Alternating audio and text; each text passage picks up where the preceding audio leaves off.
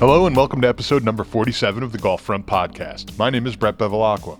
I'm a realtor with Carolina Property Sales in Southern Pines, North Carolina.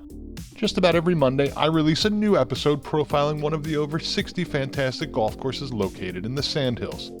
Sorry for missing last week. I had a little too much on my plate and the podcast had to take a back seat. Anyway, this is the place to live if you live to play golf. This week's podcast is Pinehurst number 4.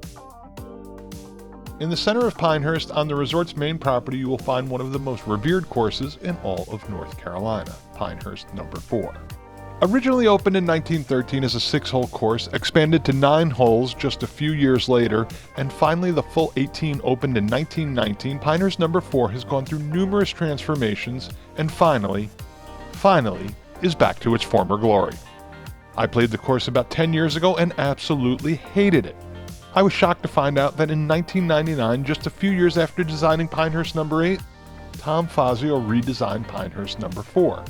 You probably didn't know this, but Pinehurst number 8 was the first Pinehurst course I played and currently is my favorite of all the courses. I thought the sun rose and set with Fazio because of number 8, but number 4 left me cold and was easily my least favorite Pinehurst course. Well, back to course history. Number 4 was originally designed by Donald Ross. Ross continued to tweak all of his designs at Pinehurst until his death in 1948. In the case of Pinehurst number 4, the tweaking really never stopped. During the Depression, 9 holes were closed, and not long after, the entire 18. For a few years, number 4 became an archery golf course before ending up as a pasture for a herd of prized cows. In the early 50s, just a few years after the passing of Donald Ross, Pinehurst owner Richard Tufts had number 4 redesigned and undid much of Ross's work. Then in 1973, Robert Trent Jones redesigned the course. In 1982, Reese Jones took a crack at it, followed by Fazio in 1999. 3 years ago, in 2018, Gil Hance came in and did a fantastic job. He wasn't trying to bring the course back to Ross's design or even replicate number 2. Pinehurst number 4 stands on its own, and for many, it is their favorite course at the resort.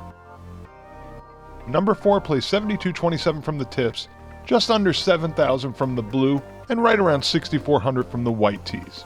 From the back, number 4 has a rating of 74.9 and slope of 138. From the blues, 73.7 and 135. From the whites, 70.8 and 131. As I have said before, when playing any Pinehurst course, especially 1 through 5 and the cradle, get there early. There is a driving range, practice green, Thistledew, which is a 18-hole putting course. There are multiple chipping greens, a place to eat and grab a drink, and don't forget to check out the clubhouse to pick up some Pinehurst swag. As always, I recommend the Deuce after your round. Lunch, dinner, or a drink overlooking the 18th on number 2 is a must for everyone's first visit to the resort. I would also check out the Padgett Learning Center if you are in the market for new clubs.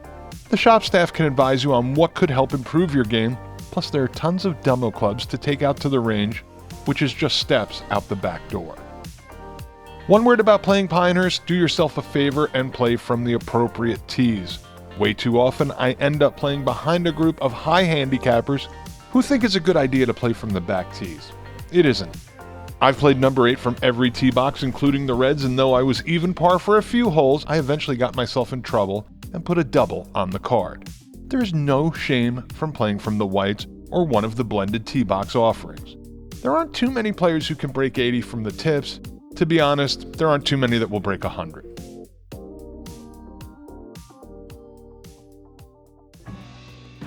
Number 4 starts off with a lengthy dogleg right par 4. There is trouble all along the right side, but if you play from the appropriate tees, you should be able to cut off a bit of the bend. The green is friendly when the pin is up front, and that's the only place I've ever played it. The par 5 second will lull you into a false sense of security, more so if you can keep your drive in the fairway. Even from the tips, the second only play is 512 yards. You will see a bunker from the tee box. Don't worry, you aren't going to reach it. Your approach is where it gets tricky, as the fairway does a quick jog to the left, then back right. The green is tough and elevated and protected up front by a bunker. The third is a lengthy par 4 that turns slightly to the left. Off the tee, you will be staring at a waste area on the face of a hill. It is easy to clear, Be aware of the waste area and a pair of bunkers that are reachable on the left. Keeping your tee shot on the right side of the fairway is paramount. The green is very large and is rectangular. The green is more or less easy except in the front right pin position. Going over the green is a double bogey waiting to happen. The fourth is a short par 3. The back tee box is lower than the rest of the tee boxes, which is very difficult for me to play. The green is thin with bunkers to the left, but is sloped from left to right. The fifth is not only the toughest hole on the course, it is one of the toughest at the resort. At nearly 500 yards from the back and 460 from the white tees, this is one heck of a par 4.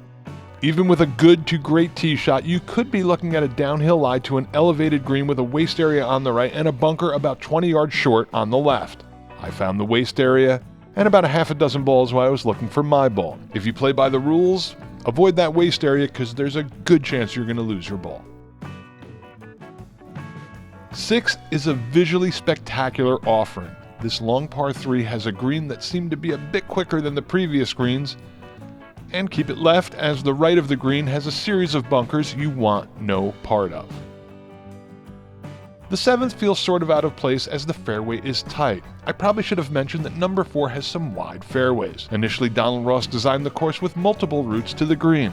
I was told that Robert Trent Jones tried to tighten up the course, and 7 appears to be some of his handiwork. This tight and long par 4 is parable if you can keep it in the fairway. There's just one greenside bunker on the left, but a number of mounds to the right. If the pin is center, there's a valley making this tough green just a little easier. The eighth absolutely infuriated me. Beware of the fairway bunker. From the tee it looks easy to clear, but is perfectly placed as my entire group found it. There's fairway to the left, but sadly I missed it by just 5 yards. This long par 4 has a large green that is sloped from left to right. My approach leaked about a yard to the right of the green. I dropped a chip that I thought would have been about 20 feet short, and it promptly slipped by the pin at about 1 mile an hour and then off the green. 9 is a lengthy par 5 with a waste area that only tour players will be able to reach. There are words I could use to describe this green, but just let's say I 3-putt from about 12 feet. There are a pair of bunkers about 40 yards to the right of the green, which I also almost found. There's also a bunker front left of the green that is kind of notched into the green, if that makes any sense at all. You have to see it, and it is super tough.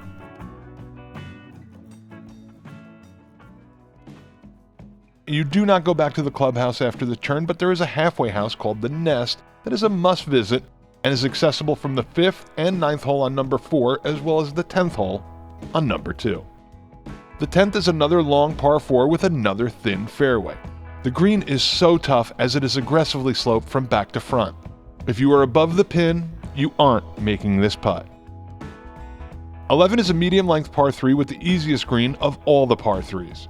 If you don't par this hole, you are in for a tough back 9. The 12th is another long par 4 that turns to the left. I sliced my drive and ended up in the waste area. You don't want any part of the waste area on the right side. I hit what I thought was a perfectly struck 6-iron, only to get hung up in more waste area about 25 yards in front of that. The green is sloped back to front and you do not want to go over. The 13th is a fairly long par 5 with water down most of the left side. To make matters worse, off the tee you could find the bunkers on the right. Laying up is probably the best option for most players as the green is a tough target with water to the left and an extensive waste area to the right.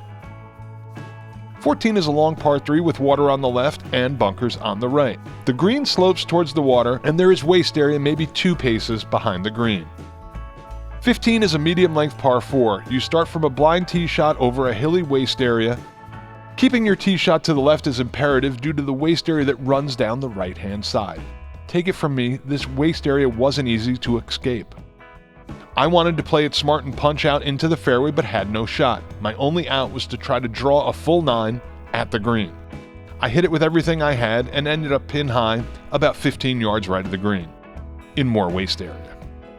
Also worth noting, the left side of the fairway will leave you a much better angle of approach on this triple-tiered green. 16 is right up my alley, a very short par 4 where everything is right in front of you. I of course attempted to put a little extra on my tee shot and completely missed the widest part of the fairway, pulling it left into the waste area, never to be found again. The green, which is the star of this hole, has a brutal false front. 17 is a long, thin par 5. I can only assume that this is due to one of the 5 redesigns because it is so un-Ross-like and certainly not my favorite hole on the course. The left side is nothing but waste area and the right is all pine trees. The hole is chock full of bunkers and is unparable if you miss the fairway. If not for the 5th hole, 18 would be the toughest hole on this course and maybe one of the best finishes at the resort. This slight dogleg left par 4 plays alongside 18 on Pinehurst number 1, a par 5, which is wider, straighter, and about 40 yards shorter from the blue tees. In all, the 18th on number 4 is a handful. Cut too much corner off the tee and you are in the waste area. Play it safe to the right and you have an approach shot that needs to carry at least 175, probably 200 plus for most, over a waste area and 2 gargantuan bunkers to land safely on an elevated green. This hole alone was worth the price of admission.